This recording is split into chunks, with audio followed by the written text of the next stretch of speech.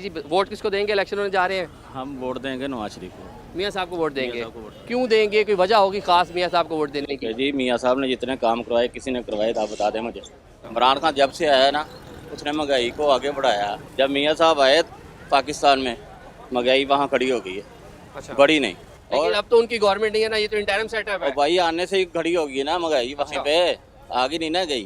मियाँ साहब आगे है ना, जब वज़ीर आज़म बनेंगे ना 1 साल में आप देखेंगे महंगाई कहाँ जाती है। वहीं पे तेल आएगा, वहीं पे घी आएगा, आटा आएगा, आप खुद देखेंगे। चलो जी, इन्हें उम्मीद है कि मियाँ साहब दोबारा आएंगे तो दोबारा जो इन्फ्लेशन है, महंगाई है, वो कम होगी। अस्सलाम वालेकुम बुजुर्गो, इलेक्शन होने जा रहा है, वोट किसको देंगे? नूर को।